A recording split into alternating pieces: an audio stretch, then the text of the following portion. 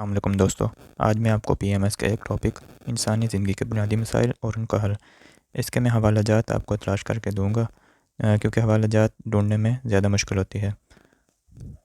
اس کے علاوہ باقی تفصیل جو ہوگی وہ آپ خود تیار کریں گے، وہ جتنا آپ اپنی طرف سے لکھیں گے اتنا ہی بہتر ہوگا۔ تو جب انسان سمجھ بوجھ والا ہو جاتا ہے تو سب سے پہلے وہ اپنے ذہن میں سوچتا ہے، یعنی کہ اس کے ذہن میں سوال آتے ہیں۔ تو کچھ سوال آتے ہیں، تو سب سے امپورٹنٹ جو کویشچن آتا ہے وہ یہ سوچتا ہے کہ میں کیوں پیدا ہوا، مجھے کس نے پیدا کیا، میرا خالق کون ہے اور اس کائنات کا خالق کون ہے۔ پھر اسے اگر جواب ملتا ہے کہ وہ اللہ ہے، پھر وہ کہتا ہے کہ اللہ کون ہے، کیا اس کا کوئی ثبوت ہے، وہ کہاں ہے، اس کی کیا صفات ہیں۔ پھر وہ سوچتا ہے کہ انسان کی تخلیق کا مقصد کیا ہے، یہ دنیا کیا ہے، کیوں ہے، ہر چیز کا مقصد کیا ہے، اور سورج، چاند، ستارے، سمندر، دریا اور جو بھی چیزیں اسے نظر آتی ہیں اس کے بارے میں سوال کرتا ہے کہ یہ کس لیے ہے۔ کیا انسان، جن اور فرشتے بااختیار زندگی گزار رہے ہیں۔ اور اس کے بعد ایک سوال اس کے ذہن میں آتا ہے کہ موت کے بعد کیا ہوگا۔ تو قرآن مجید جو ہے اس کے تمام سوالوں کے جوابات بڑے آسان طریقے سے دیتا ہے۔ تو پہلے سوال کو دیکھتے ہیں، انسان اور کائنات کا خالق کون ہے۔ قرآن حکیم بڑے احسن طریقے سے دیتا ہے کہ اللہ خالق کل شیء وہو علی کل شیء وکیل۔ یہ سورۃ زمر کے 62 نمبر آیت میں ہے۔ آپ ان آیات کو حوالہ لکھتے جائیں اور حوالہ بعد میں موبائل ایپ پر یا قرآن مجید ساتھ رکھ کے اس کو دیکھتے جائیں اور یاد کرتے جائیں۔ بعد قرآن مجید کہتا ہے لقد خلقنا الانسان فی احسن تقویم۔ یہ سورۃ التین ہے، اس کی آیت نمبر 4 ہے۔ تو یہ دو آیات جو ہیں یہ انسان کی تخلیق کے بارے میں ہمیں بتاتی ہیں۔ اس کے بعد دوسرا سوال کی طرف آتے ہیں، اللہ کون ہے اور اس کا ثبوت کیا ہے۔ اللہ کون ہے؟ تو سورۃ فاتحہ میں نمبر 1 سے نمبر 4 تک، الحمدللہ رب العالمین الرحمن الرحیم مالک یوم الدین ایاک نعبد و ایاک نستعین۔ یہ ہمیں جواب دیتا ہے کہ اللہ کون ہے۔ اس کے بعد مزید وزن بڑھانے کے لیے ہم حضرت موسیٰ اور حضرت فرعون کے درمیان کا مکالمہ لکھیں گے۔ تو وہ سورۃ الشعراء ہے، اس کی آیت نمبر 23 اور 24 ہے۔ تو قال فرعون وما رب العالمین قال رب السماوات والارض وما بینہما ان کنتم موقنین۔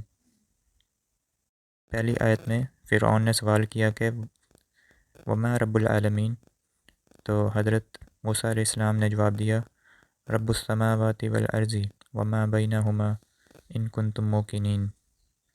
حضرت ابراہیم علیہ السلام اور نمرود کا مکالمہ بھی لکھیں گے جو کہ سورۃ بقرہ آیت نمبر 258 میں ہے۔ قال ابراہیم ربی الذی یحیی و یمیت قال احیی و امیت قال ابراہیم فإن اللہ یأتی بالشمس من المشرق فأت بها من المغرب فبہت الذی کفر واللہ لا یہدی القوم الظالمین۔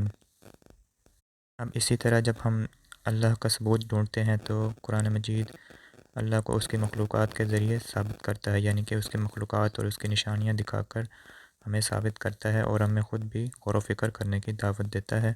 تو ارشاد ربانی ہے سنریہم آیاتنا فی الآفاق وفی انفسہم حتی یتبین لہم انہ الحق اولم یکفی بربک انہ علی کل شیء شہید۔ یہ آیت صورت ہے فصلت آیت نمبر 53۔ ان سوالوں کے بعد انسان سوال کرتا ہے کہ وہ اللہ کہاں ہے اور اس کی صفات کیا ہے۔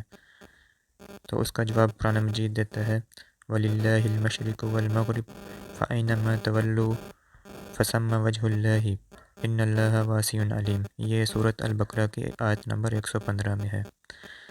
اور مشرق اور مغرب سب اللہ کے ہیں، یقیناً اللہ بہت وسعت والا ہے، سب کچھ جاننے والا ہے۔ تو اللہ کی صفات لکھنے کے لیے آپ اللہ تعالیٰ کے 99 نیمز جو ہیں ان کو لکھ سکتے ہیں، ان میں سے جو بھی آپ کو یاد ہوں وہ آپ لکھ کر اللہ کی صفات بیان کر سکتے ہیں۔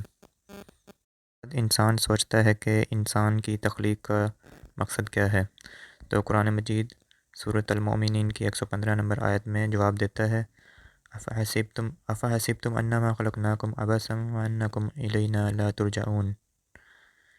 اور اسی طرح سورۃ البقرہ کی 30 نمبر آیت میں انی جاعل فی الارض خلیفہ، اور پھر سورۃ الزاریات کی آیت نمبر 56 میں وما خلقت الجن والانس الا لیعبدون، اور نہیں پیدا کیا ہم نے جنوں اور انسانوں کو لیکن یہ کہ وہ عبادت کریں۔ یہاں میں کئی آیات کا ترجمہ نہیں کر رہا، تو آپ اس کو قرآن مجید سے بھی دیکھ سکتے ہیں، اور کوئی ایپ آپ کے پاس ہے، قرآن مجید کی کوئی اپلیکیشن ہے تو اس میں بھی آپ بہتر طریقے سے سرچ کر سکتے ہیں۔ تو اس کے بعد سوال انسان کرتا ہے کہ ہر چیز کا مقصد و سبب کیا ہے، تو قرآن مجید سورۃ القمر میں آیت نمبر 49 میں جواب دیتا ہے اِنَّ كُلَّ شَيْءٍ خَلَقْنَاهُ بِقَدْرٍ، اور پھر ایک اور جگہ پہ سورۃ ابراہیم میں وَأَنزَلَ مِنَ السَّمَاءِ مَاءً فَأَخْرَجَ بِهِ مِنَ الثَّمَرَاتِ رِزْقًا لَكُمْ وَسَخَّرَ لَكُمُ الْفُلْكَ لِتَجْرِيَ فِي الْبَحْرِ بِأَمْرِهِ وَسَخَّرَ لَكُمُ الْأَنْهَارَ۔ پھر انسان سوچتا ہے کہ دنیا کیا ہے، تو اس کا جواب قرآن مجید سورۃ الغافر اس کی آیت نمبر 39 میں دیتا ہے یا قومی انما هذه الحیات الدنیا متاع وان الآخرۃ ہی دار القرار۔ اور پھر انسان، جن اور فرشتے آزاد ہیں یا نہیں، جب یہ انسان سوچتا ہے تو اس کا جواب قرآن مجید دیتا ہے فمن شاء فلیؤمن ومن شاء فلیکفر، کہ جو چاہے ایمان لائیں اور جو چاہے کفر اختیار کریں۔ یہ سورۃ الکہف کی آیت نمبر 29 میں ہے۔ اس کے بعد انسان کا ایک سوال ہوتا ہے کہ موت کے بعد کیا ہوگا۔ تو پہلے تو قرآن مجید کہتا ہے کل نفس ذائقۃ الموت، یہ سورۃ آل عمران کی آیت نمبر 185 میں ہے، اور اسی طرح 185 میں ہی ہے کہ وَمَا الْحَيَاةُ الدُّنْيَا إِلَّا مَتَاعُ الْغُرُورِ۔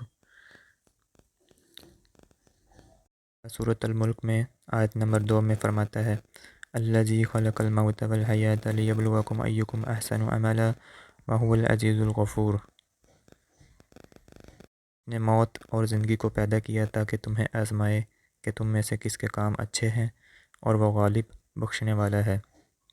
پھر اللہ تعالیٰ سورۃ النساء کی آیت نمبر 78 میں بتاتا ہے اینما تکونوا یدرککم الموت ولو کنتم فی بروج مشیدہ، کہ تم جہاں کہیں بھی ہوگے موت تم کو پالے گی، خواہ تم بڑے مضبوط قلعوں کے اندر ہی ہو۔ پھر اس کے بعد سورۃ یاسین میں، یہ آپ 2-3 آیات بھی لکھ سکتے ہیں، یہ میں نے زیادہ اسی لیے لکھی کہ آپ اگر ان کو یاد کریں گے تو پھر آپ کو 2-3 یاد رہیں گی، اگر آپ 5 آیات یاد کریں گے پھر آپ کو 3 یا 4 یاد رہیں گی۔